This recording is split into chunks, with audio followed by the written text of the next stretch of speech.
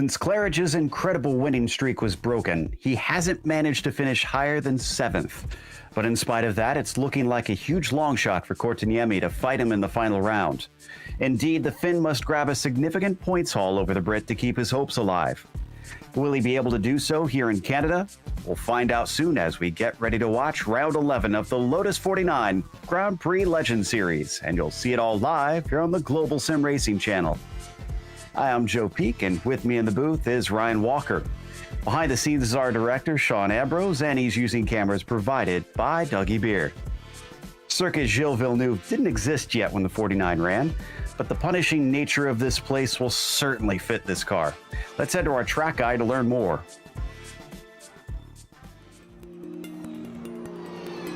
Welcome to Circuit Gilles Villeneuve. Host of the Canadian Grand Prix for over 40 years, this track's popularity among fans refuses to wane. Although it has gone through a few alterations in its history, the nature of its layout has remained pretty much the same. That nature, of course, is that its 14 turns are mostly chicanes, split up by long straights to add up to a 2.7-mile street course-like canyon of a track. These 4.3 kilometers are mainly made up of actual streets on the man-made Ile Notre Dame, though portions are specifically built for the racetrack. But whether or not fans consider it a true street course, the close barriers that line the majority of the track don't care what you think. Places like the exit of Turn 4 and Turn 9 frequently collect the greedy. But these pale in infamy to the notorious Wall of Champions. Named for its penchant to collect F1 World Champions, the corner itself is called Quebec. Regardless, it's a finicky and tight chicane with a critical corner exit, so drivers are tempted into edging the car as close as they dare to the concrete. Despite the numerous heavy braking zones, passing can be difficult at times for certain types of cars. Often, attrition or cut course penalties play a bigger part in who finishes where. While sports cars and NASCAR have both made stops here, this place is mainly known for its history with Formula One. Named after what is easily Canada's most popular driver in the International Open Wheel Series, this semi-temporary circuit looks like it's actually here to stay for a long, long time.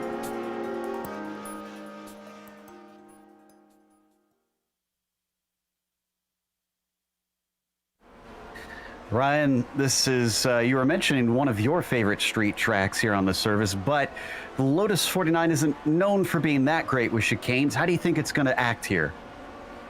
I think it's going to be, with these Lotus 49 cars as well, it's going to be interesting to say the least, especially with some of these corners being really tight. But the track is located in Quebec and located on a small island as well, just out of interest. And today we'll be using the Grand Prix layout. Well, there's only actually one layout around this place, and that's got 13 turns, with the track being 2.71 miles in length, or 4.361 kilometres if you prefer to use that. And then the passing zones around this track is going to be the Senate S, Turn 6, Turn 8, or El Pingo, or Pinguel, sorry, and the final chicane with the Wall of Champions on the outside. But the drivers in that chicane are going to have to be very careful, because you can take the right side of the curb, but if you try and take too much of the left side curb on the exit, it can bounce the car, and there's only one journey you're going to be going on, is it into the wall. So something to think about for these drivers. And, well, the drivers are probably also thinking about the championship, which, as I mentioned, is pretty close to being done. 50 points for a win here, which means that Courtiniemi has to outscore Claridge by at least 11 points. We'll try and go into detail on that a little bit later. Trangrade mathematically eliminated, essentially. He can still get into it, but it's highly unlikely at this point. Dudignon and Olenek rounding out our top five, and they're all pretty spread apart. We're not likely to see a whole lot of shuffling in the last two rounds. Ryan, what's the F2 championship currently look like as well? The F2 Championship is still looking really close at the moment, with the battle between Finland's Jani Lehmann and America's Dave Colin, 27 points further back.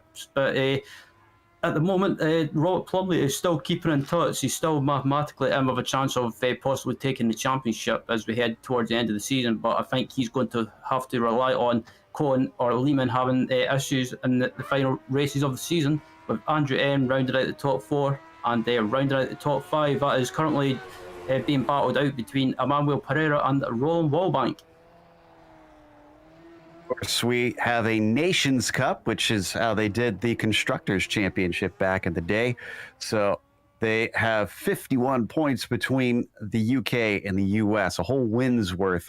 Not sure if we're going to be able to see that switch either. Whereas Finland has been trailing, and of course, Korteniemi, we know, second in the points.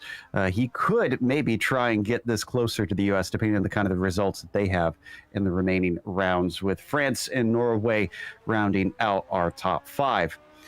However, what about the race details? Ryan, what are our drivers in for? So we're into the penultimate round of this 12-round season, with the race today being 22 laps with a standing start. So getting these cars off the line, as always, is going to prove difficult, especially with that run down to turn 1.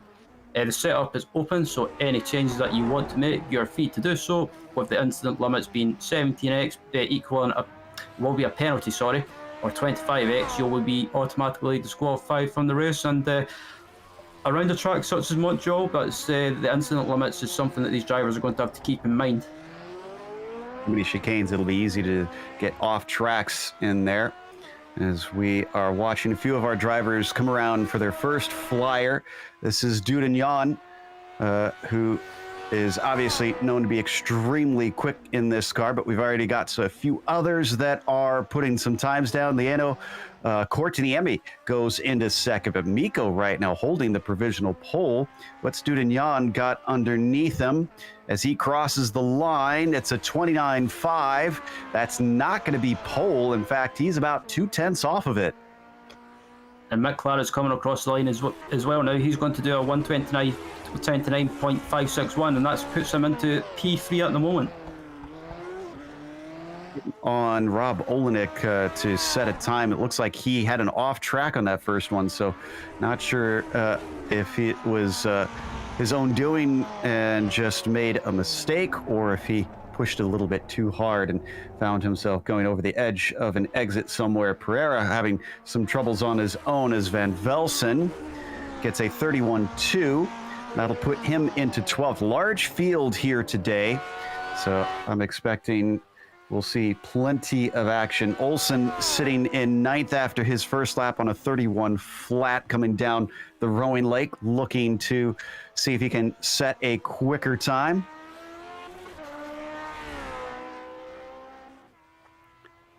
As he comes across a 30.5, improved by about half a second. That'll put him into 7th place. Maudsley does not improve. They're all coming across very quickly here as everybody is hustling it out there. And it looks like Korteniemi's not going to be able to take the pole as Rob Olenek does.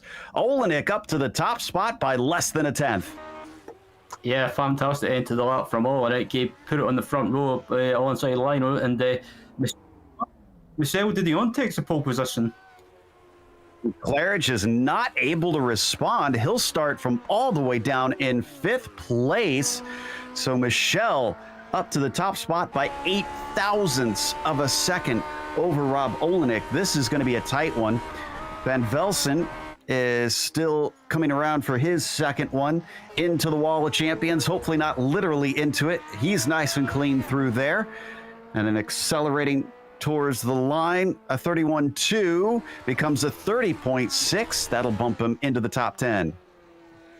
Yeah, great lap by him, and Eugenio Masso coming through the chicane now and taking it a little bit more cautiously. And yeah, I don't think this will be troubling anywhere towards top 10 as it comes across the line now, and that's going to be a 33.8.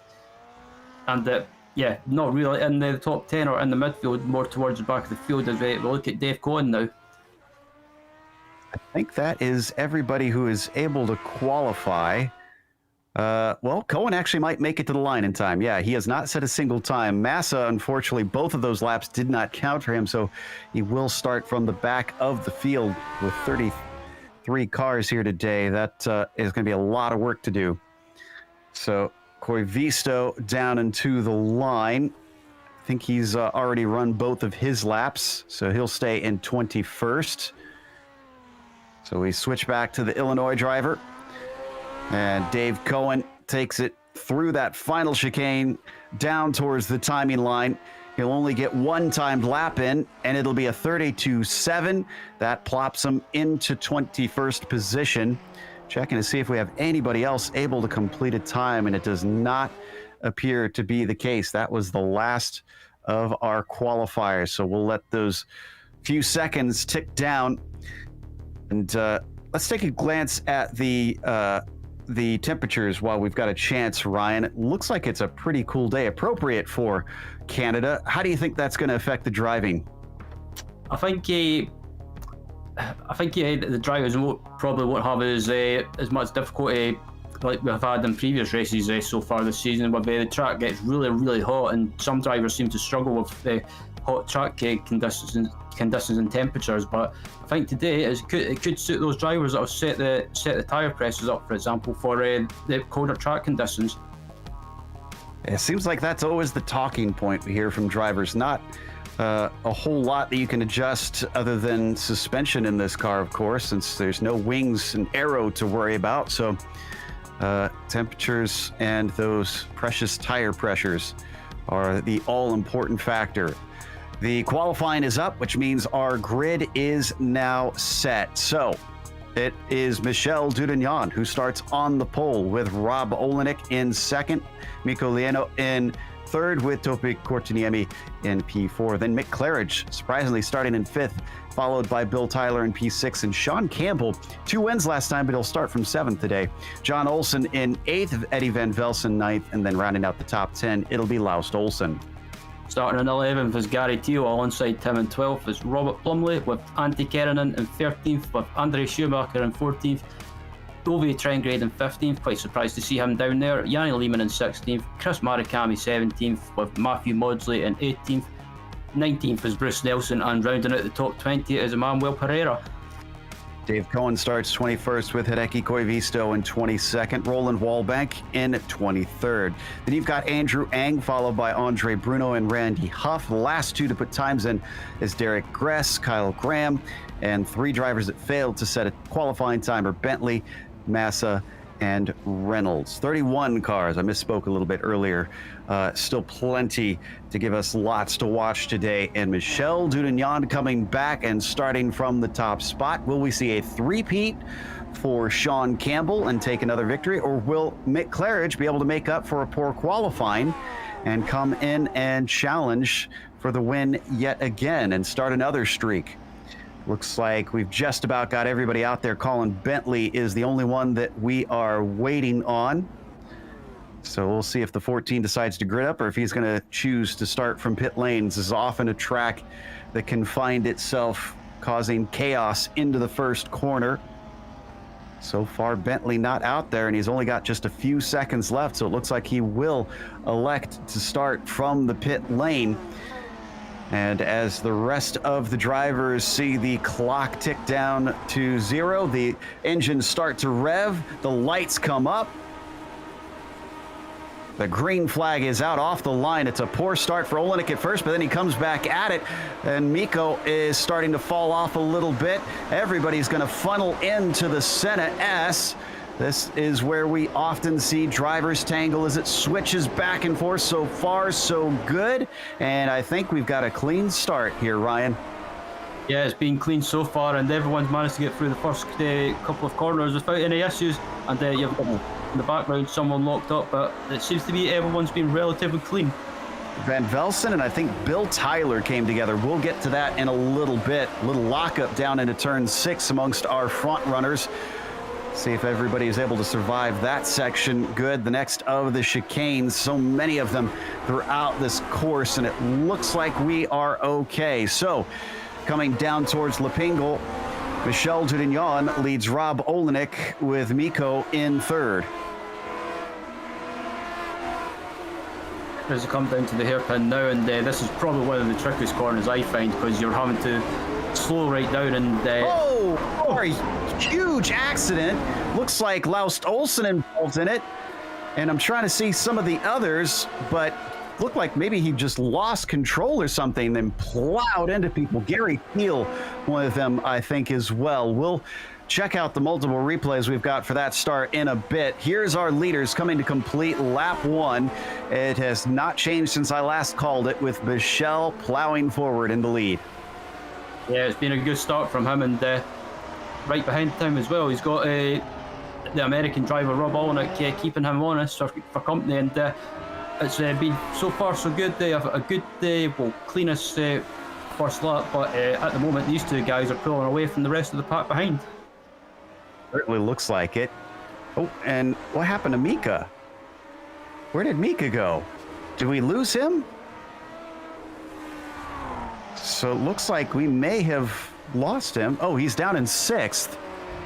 Did he have a cut course penalty or something?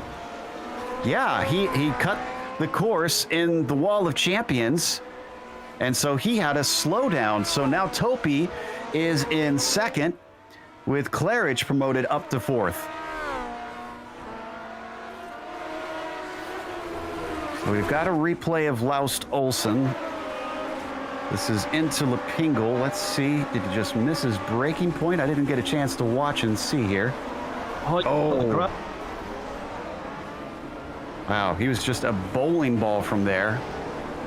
Trying to figure out who those two drivers are as we come back live. Looks like Karenin was one, and it appears to be John Olsen was the other that got hit big time in that.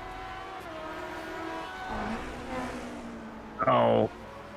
And Topi is not going to be able to challenge Mick here. I think that seals the championship, unfortunately. Yeah, just looking at the replay now as they head into the chicane, and yeah, that was so unfortunate for Topi. He just got it wrong over the curb, and unfortunately, a couple of drivers got it, or just basically had nowhere to go. But that was so unfortunate. Sorry to cut you off, Joe. Totally fine. I had my eyes elsewhere and had missed it. There's the replay again. And that was Sean Campbell that ran into him. So Sean will not get a three-peat. He has pulled over at the side of the road. He has too much damage. I think he's trying to limp it back, but also stay out of everybody's way. As we once again look at Michel Dudignon and Rob Olenek, probably the only two that we've had that have managed to avoid trouble at the top. And this promotes Mick up to 3rd. Yeah, so Mick Clara is doing pretty much doing a great job at the moment. They're doing everything to keep his championship bid alive as we ride on board with Clara. Is heading through the hairpin. He started in 5th, up to 3rd at the moment, and behind him as well, he's got Mika Lainu for company. But Mick Clara is doing what he needs to do. Just basically, I think this race at this point is pretty much just as the battle for P7 is going on at the moment as well. Yep, this is between Schumacher and Murakami. He's pulling the slipstream on the 25, but he's not close enough as they break down into the final chicane. They're also being joined by Lehman, it seems. They're in 9th, up from 16th position. Murakami's up from 17th as well, so attrition already allowing a few drivers to make huge leaps and bounds. Yeah, absolutely, and that's the thing with Montreal as well. It's not really about being quick, I find, anyway. It's just about keeping out of trouble, and at the moment some of these guys are keeping out of trouble and benefiting and picking up places when other people are having issues, as we ride on board with Murakami at the moment. How close the walls are around this place, but he's keeping it within the bounds and continuing to try and hassle the 25 up in front of him here on lap 4. Plenty of racing left to go. Looks like he's fallen off a little bit now, though. So we once again turn our eyes to Dudignon, where Olenek is kept this within about half a second. But yeah, I do believe that because we have lost Sean Campbell, or at least he will, or excuse me, not Sean Campbell, Topi Cortiniemi, who's down in 25th, which is the last scoring position right now. Unless Claridge has a problem of his own soon and Cortiniemi is able to gain a whole bunch of spots, he is not going to be able to outscore him by 11 points, and that will seal the championship for Claridge. Through the first corner, a lot of curb there for Dudignon. Olenek getting it down to within 0.4 of a second now. Yeah, I think Rob at the moment, he doesn't look, doing the on, takes a lot of left side curve there, and takes a bit of the grass and absolutely giving everything. But I think Rob at the moment, he's just more than content to sit behind and just show the on he's there, but not going to do anything too silly as it stands. Have to check and see when was the last time we've seen Olenek take a win, or Dudignon for that matter, since it was what something like 16 races in a row that Claridge had rifled off with victories. Watching from Rob's perspective, looking up at the gearbox of Michel Dudignon into Lepingle.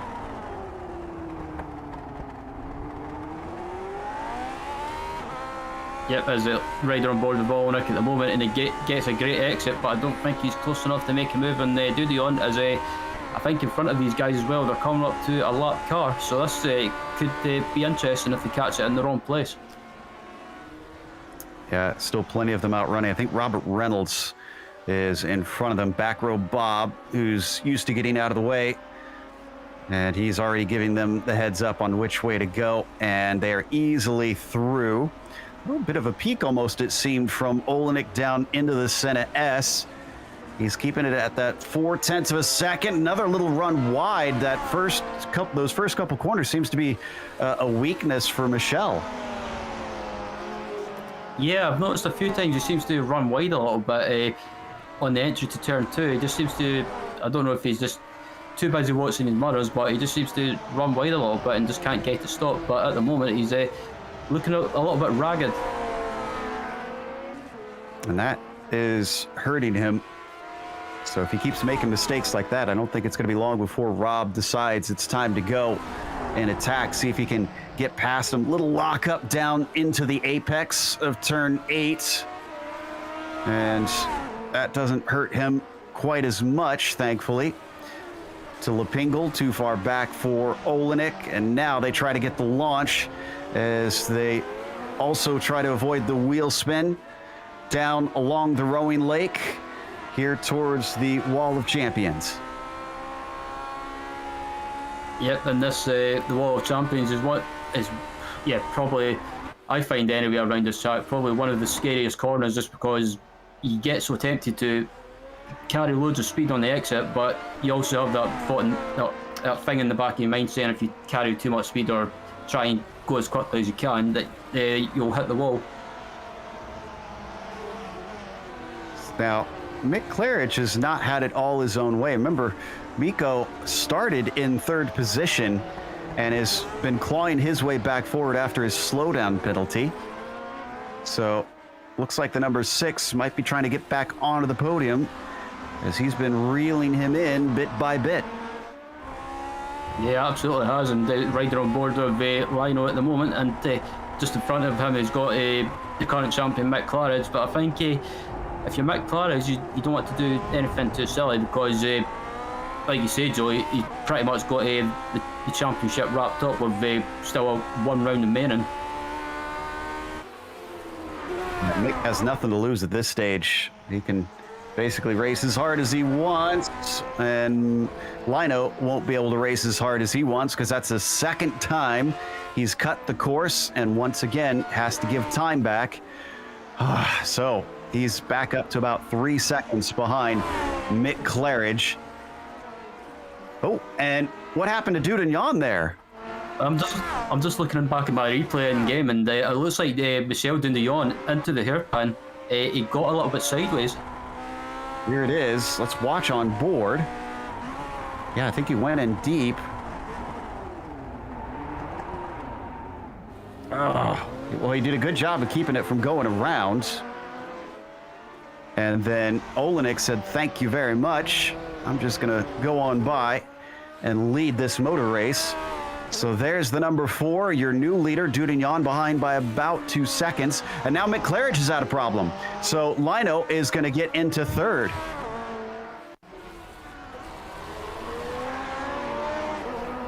Very similar. Oh, he spun it. Turns it completely around, but by the time he's facing the right way, Mikko's by, but it is only a second between them. He could try and fight back.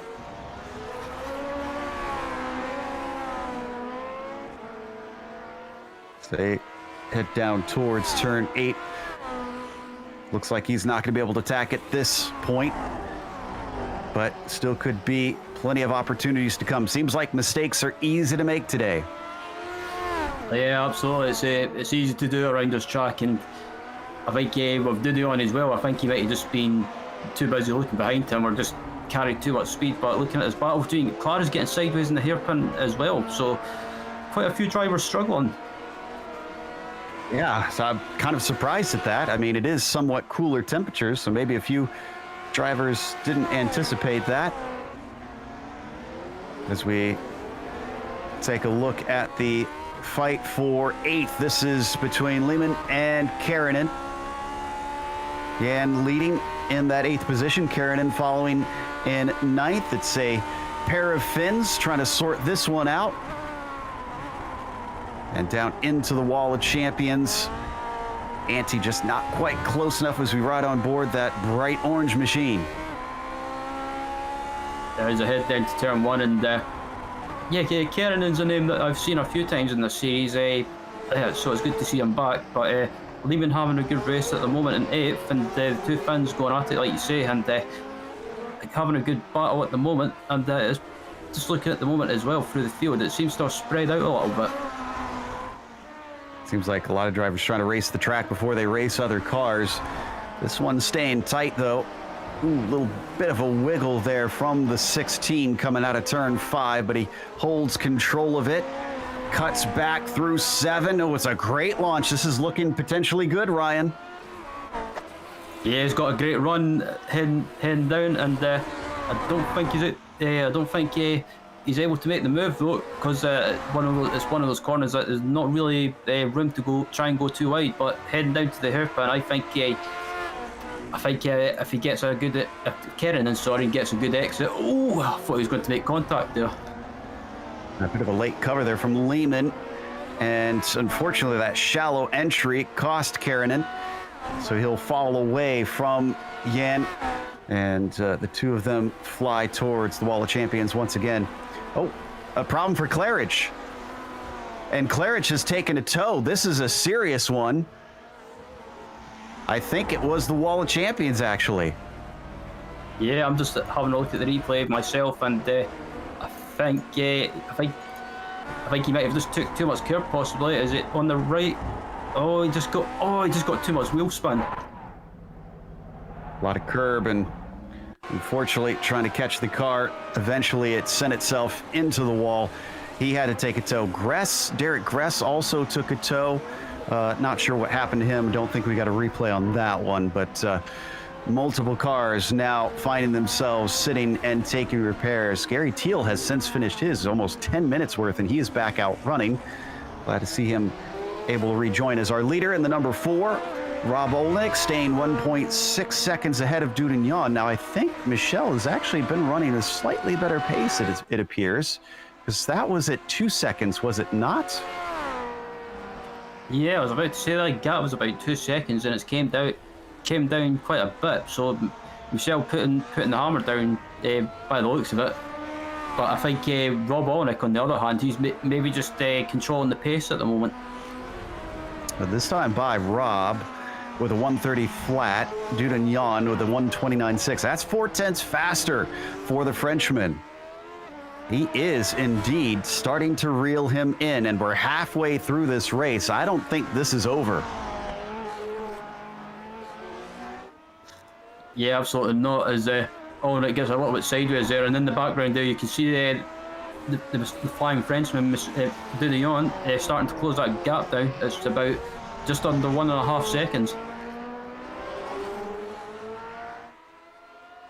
Behind them, many of the drivers, as we mentioned, are getting pretty spread apart. Oh, Eugenio Massa, for some reason, is into the pit lane as well. We're going to glance back at Karanen. Oh, did he overtake Lehman recently? He is suddenly in front of him. I'm trying to check and see when this happened, if it was recent, and it doesn't appear to be so. So the bright orange number 16 managed to sneak on by when nobody was looking, but it looks like it's coming back together once again. Lehman is within about half a second. Yeah, it looked like Kerrigan was pulling away at one point, but Kerrigan made a slight mistake, and it's allowed the Lehman to close back down, but riding on board with Lehman heading down to the hairpin, and I think Kerrigan goes defensive, even though he had a bit of a gap behind him, and slows right up in the exit. Another lock-up mid-corner from him, too. Seeing a little bit of damage on board the 17. So, not sure where he got that from. Don't think this is too much of an aero-sensitive track for these cars, so I think he's okay. It's very close under braking into the final chicane.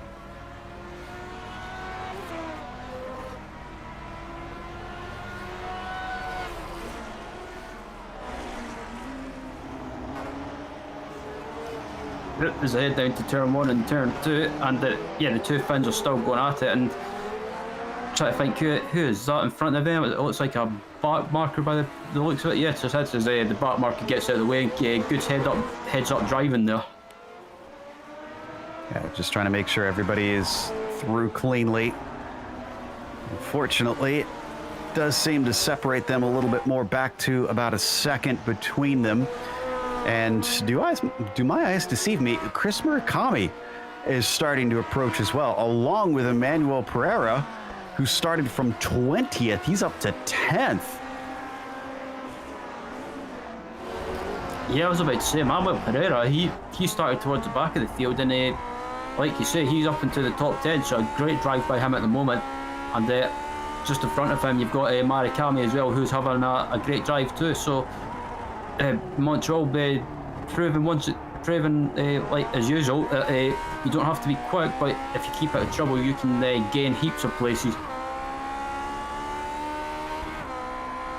So they pick up speed, and boy do they pick up speed down this straight, up to 180 miles an hour, 185 before they brake hard and have to slow it down to 70 to 60 miles an hour through the chicane. Can't miss Pereira's car, brightly colored as he works his way towards the Senate S.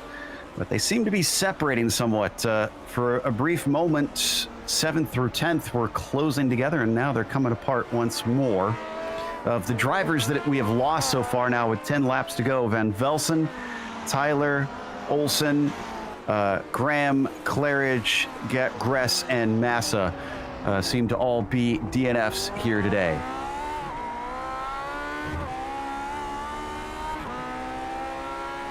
On board with Dudignon once more, and now it's down to 0.6 of a second. Last lap, a 29.9 for Michelle Olenek, a 29.8, actually a tenth slower. Let's see if it's much quicker this time through. Coming out onto the pit straight one more time. Olenek first across the line, and a 29.9. Dudignon, a 29.3, more than half a second's chopped off.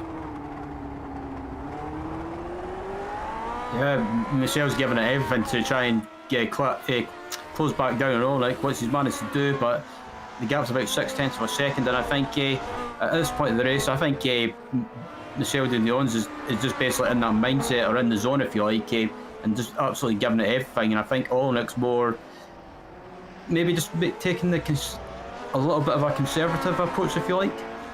Well, he's very consistent. I'm looking at his lap times. They've all been within roughly 0.2 of a second of each other the last 5 laps. He is pacing himself quite perfectly. Unfortunately, that pace is not quick enough because Dudignon gets it down to 0.2 of a second now. And is this maybe Rob trying to just keep the car whole to the finish? Or is Michelle just hustling it that hard that Rob cannot keep out of his way? They now once again pick up speed. Dudignon, I don't think is going to be close enough, but this is starting to look like it might be a matter of time. Yeah, absolutely. As they head down to the chicane now, and I think as Dudignon closes right up under braking, and Olenek absolutely clatters the curbs, and Dudignon seems to drive more around them instead of trying to take as much curb as possible. But at the moment, Olenek's starting to feel the pressure. Down through the Senate S, this is where we've seen Dudignon go a little bit wide. This time it appears more tidy for him. Down into turn 3. Is it this back half of the course that he starts to gain on Olenek? He certainly got close last time.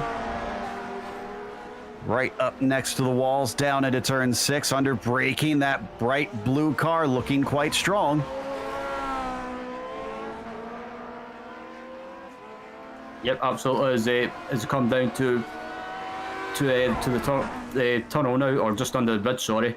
And Dudion again closes up under the brakes, but he's not close enough. And I think Olenek, just watching him now, he's not throwing that car around, but I think he's just doing what he needs to do to keep Dudion behind. But as Dudion is only about 4/10 of a second behind now, I think, like you said, Joe, I think it could be just a matter of time before Dudion makes his move. Oh, we had a spin for Ove Trangere. Not sure if, yeah, this was a single car incident. He didn't lose a spot. He stays in 4th. So we'll stay up here with Olenek and Dudignan. Oh, as quick as he was gaining on him, suddenly Michel just doesn't seem to be able to hang. And these cars don't really have to worry about the aero wake. I'm not sure what's causing him the issue. Yeah, oh. Sorry, I just looked at the lap times. I can answer my question, Ryan. It was a 29.5, half a second faster for Rob. He has picked up the pace now. Yeah, I was going to say as well. I think Rob's got the message now that Michel's not he's not messing around, and I think he's just decided now that now is the time to put the hammer down and try and go quicker. As we've got about 7 laps left in this race, and as I've got another back marker in front of them, and this could play a factor in this race as coming down to the hairpin if they catch it at the wrong time. So they try and lap some of these cars. Oh, Dudignan with a slowdown. Dudignan appears to have cut the course. Just took a little too much curb, I think. And suddenly he has fallen back. This must have been incredibly subtle.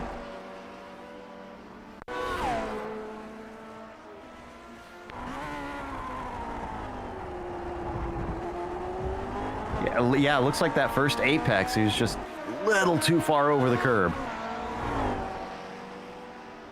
Cost him about 1.5 seconds to Rob, which we've seen him pull in, but it took multiple laps. I wonder if he's got enough time left, especially since we just saw that Rob is able to go faster. Whoa, no, that's not going to help Dudignan. That might be race over. As he spins it into the Senna S, he's able to get it going. He didn't hit anything, thankfully. But what was only 2 seconds to make up has now become 6. Yeah, I think Michel was just pushing a little bit too much there, just trying to close the gap back down to Olenek. But as definitely as it stands, handed the win to Olenek at the moment. He's got about a 6.3 second advantage now.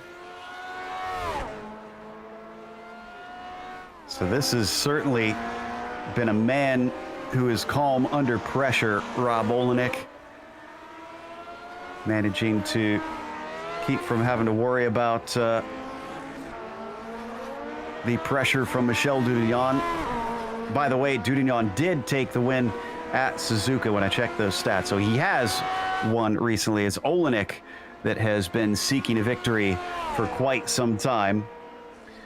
Down in 17th, we now finally have a chance to give some love to a few of the drivers farther down. This is Bentley leading Oh, but they're going to run into a car that is stopped. That is Andre Bruno. That was for position. Oh, no, and Bentley seems to have taken damage. He's parked it. Oh. Yeah, looking at the replay heading into turn 1, and it looks like Bruno just had nowhere to go. And it's one of those corners that if someone spun in front of you, like Andre's found out, you just have no time to react, and unfortunately clipped the other car in the middle of the road. As it looks like, I thought Andre M was having issues there for a moment, but I think he was just understeering wide a little bit. Yeah, so Andrew's able to keep going. Bruno is as well. But Colin Bentley has had to add his name to the list of retirements here today. So let's hop up to 11th, which is actually now 10th because Colin had to take his tow, so he's going to shuffle behind them on our timing screen. A little wide into the first apex there for Olsen.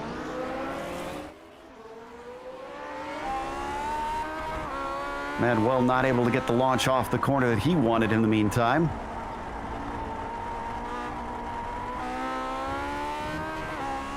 Remember, Pereira started from 20th, up 9 spots here to 11th. At one moment, I do believe he was in 10th, so I wonder if Olsen was able to overtake. Olsen's actually trying to come back to where he began his race, which is 8th, so he has had a net loss. My guess is he made that pass a little bit earlier. What about Schumacher and Kärinen? We watched Antti with Lehman. It looks like he's done having fun with the 17, and he sets his sights on the 25. Yeah, Andre was all by himself at one point for most of the race, but Kärinen is pretty much just closed that gap down to Schumacher rapidly, and they close right up into the chicane now, and as both of them launch right over the curbs. And I think Andre Schumacher is one of those drivers that on his day he can be right up there, but at the moment still having a good race in 6th position. That I think it could be just a matter of time before Ante makes his move and tries to get by him. Now, I'm not sure what caused it. Robert Plumley just drove his car into the pits. He was well up the order, so that's an unusual move. Ooh, a little bit of a wide slide for Schumacher. Kärinen gains some time. He's got to run, but I don't think he's going to have enough of one coming into turn 6. Still, that closes him in ever tighter to the gearbox of the 25.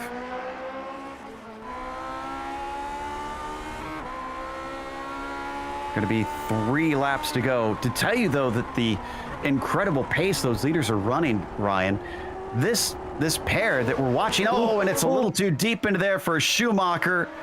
So Kärinen is going to take 4th with ease, 5th with ease, as Andre buckled under the pressure. Yeah, I was just about to mention that Andre made a mistake, and I think the pressure got to him, and just a little bit distracted looking behind him, and it's allowed Ante the opportunity to pounce and pick up that position. But I think looking behind is Andre now. He's got another fin behind him to look out for, is Janne Lehmann. I was about to say that the incredible pace that our leaders have been running has put them 46 seconds ahead of this battle for 5th. So that is actually, I think, more than half the lap, just about half the lap. These are our leaders, or at least one of them. This is Olenek. Dudignon is a little far back. You might see glances of him in the shots at certain stages, but because of that mistake, Michel has been put way too far back to really try and challenge. Going to be 2 to go at the line.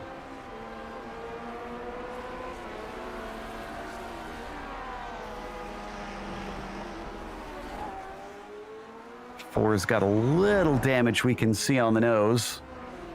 Nothing too drastic. I assume that is probably from hitting a curb here and there.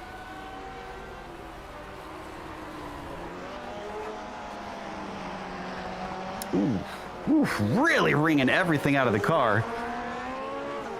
And Dudignon, in the meantime, just set the fastest lap of the race with a 29.5. Yep, absolutely. Sorry to cut away from here, but I think Andrew Schumacher might just be about to lose another position because he made a mistake up at the hairpin. He ran wide, and it's allowing Lehmann to try and get a run on him down to the chicane, but I don't think he's close enough. What is going on with Schumacher here late in the race? Multiple errors that were unforced. Just can't seem to bring it home. He is up from 14th, so he has gained a lot of positions from where he began. Coming down into the Senna S. Tiny little lockup from Kärinen in front of them. Nothing too dramatic, though. Just a small puff of smoke. Ooh, wide once again there for Schumacher.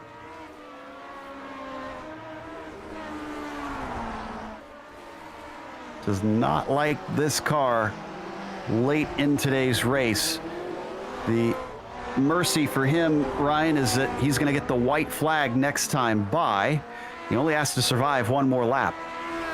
Yeah, absolutely. I think he's just feeling the pressure a little bit now. But yeah, looking back up at the front, our leader Rob Olenek starting the final lap, and he felt the pressure from Michel Dunion in the early parts of this race, but he's coped with that pressure well, and yeah, he's on course to take a well-deserved victory. And if you our eagle-eyed viewers may notice that the gap came down a little bit between Olenek and Dudignon. Robbo had to take a avoiding action with a back marker who outbraked himself into the hairpin, so that cost him a second or two. As we watch Schumacher come down to the white flag here. Rob's already taken that one. In fact, he's already halfway through the lap, really hustling the car through the final chicane. And that is actually going to allow him to keep Lehman far enough away that he's not under threat into the first corner. Just a couple more corners to go for Rob Olenek. We know it's been at least a season, maybe more, since we've seen that 4 on the top of the podium. So this is going to feel good, no doubt, for the American, as he just has this one last braking zone to go. He can take it nice and easy, which he does. Rob Olenek, coming into the penultimate round for the Grand Prix Legends Series, takes the win in Canada ahead of Michel Dudignon.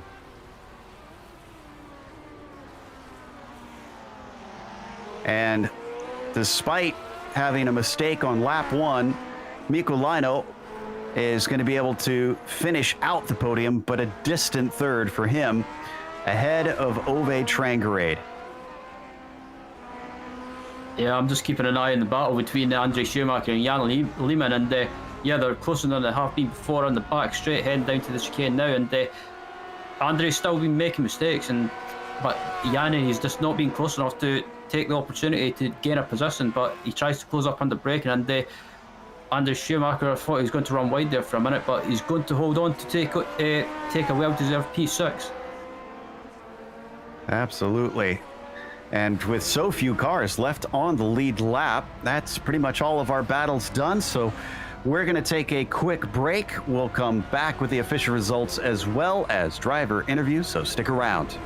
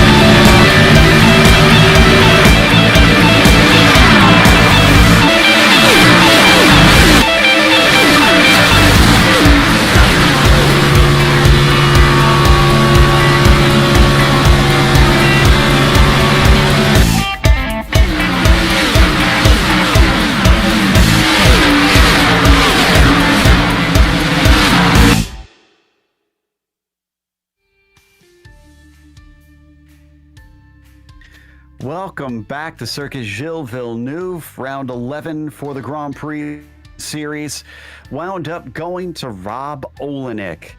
And he definitely had to work for it. He overtook Michel Dudignon after he got a mistake out of the Frenchman, withstood his pressure, and then ran away with things. So Mikko Leino came home third behind the pair of them, with Ove Trangrade finishing in P4 just off the podium. A nice race from Kärinen, going from 13th up to 5th, with Andre Schumacher having struggles at the end of this race, but still managing P6. Lehman behind him in 7th. It was Chris Murakami in P8, followed by Olsen in 9th, and Maudsley rounded out our top 10. Finishing in 11th was Emanuel Pereira. It was after starting 20th, so a great result for him, with Hideki Goivisto starting 22nd and getting 10 positions to finish in 12th. 13th was Bruce Nelson, with the first car being a lap down, and 14th being Randy Huff after starting 26th, so a decent result for him. 15th was Andre N, with Andreas Bruno 16th. 17th was Roland Wallbank, with 18th going to Torpy Cortinemi. 19th Robert Plumley, and rounding out the 20 was Colin Bentley. Then in 21st, Mick Claridge, unfortunately, but he still wraps up the championship with Gary Thiel in 22nd and Eugenio Massa in 23rd. Robert Reynolds, P24 today, followed by Campbell in 25th. This gets into the DNFs from here on down. You can see many, many laps down for most of these drivers, as they did not see the checkered flag. That, however, takes us to Rob Olenek. And Robbo, congratulations on the win. It looked like you did have to work a little bit for it. You and Michelle having quite the fight. Yeah. Amazing. It's been a long time since I've been in the, getting a win here. But, yeah, Michelle was really quick. And I kind of found a little more pace this morning. And felt like I had a good chance at winning. I felt like I've had a chance of winning for a while, but Mick just manages to pull it out. And this week he didn't have enough time to practice, and that's a big deal for him. Some of us other guys don't practice quite as much, and we're all lucky that he was busy this week. But Michelle ran a good race. I didn't expect that I wouldn't get a slowdown in the race today. I expected I'd be getting something somewhere, and I got lucky. And I felt good in a lot of places today. I think I got on about a half hour earlier than normal today, and I think it was it left me in my rhythm when it was time to start the race. And I felt really good. I think I was lucky to start behind him and be able to follow and kind of get into the rhythm. The draft helps a little. It makes you feel a little faster. You get to brake a little earlier, which is always a little easier to take the next corner when you're coming to it under more control. And it helped me get my rhythm really good. And the chances of him not making a mistake, as good as Michel is, and he tends not to make mistakes, but the chances of him not making some kind of mistake here was small. And he was making little ones with the rear end, getting a little loose here and there. And I knew I'd get an opportunity. I just had to stay patient. And speaking of staying patient, we noticed that for a number of laps, you were running super consistent times, and then Michelle suddenly caught you. Did you suddenly pick up the pace, because you then hit your personal best a couple laps later? When he got really close, I ran a good lap for me right after he got to me, I think around 7/10 away. I was in the lead, and I'm kind of thinking to myself, all right, it's really hard to pass here. So I just have to get good exits. And I was kind of being just a little more conservative coming into the corners, because that's where you have the best chance of making the mistake here, is losing control in that scenario. And but I didn't like him that close, and I concentrated and put down a good lap. But he was quick. I think if he put down his best lap and I put down my best lap, he probably would be a little faster. I could tell in after turn 1, 2, when you go through like I think it's the first chicane, 3, 4, 5, coming out of there, and then through the second chicane, he was quicker than me through those areas. I think I might have been a little quicker than him after that, and then through the last chicane, at least early in the race. I don't think he had his rhythm early in the race through the last chicane. When he was catching me, he was nailing it. I could tell by the relative. So, but it was a fun race, and really happy to get a win. It's been a long time. Yeah, it's we were trying to figure out when the last one came for you, but you also had a bit of a scare at the very end. Any thoughts on what happened there with the back marker? I think he just missed his brake marker, and I got the virtual mirror up, and I could just see him getting bigger, and I was like, that's not right. Let me just hold off here for a second and let him go through. But I was lucky that I noticed that. I could have easily ended badly. Yeah, that was very great heads up on your part. Congratulations. Is there anybody you'd like to thank for this win?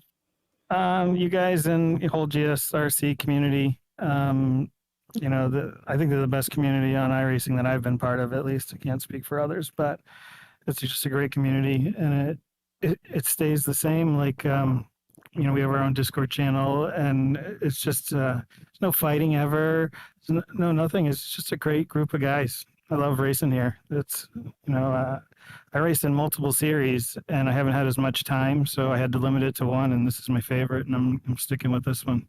But thanks, guys. I don't know. Hopefully, I doubt I'll be back next week, but I'll try. I'll see you later.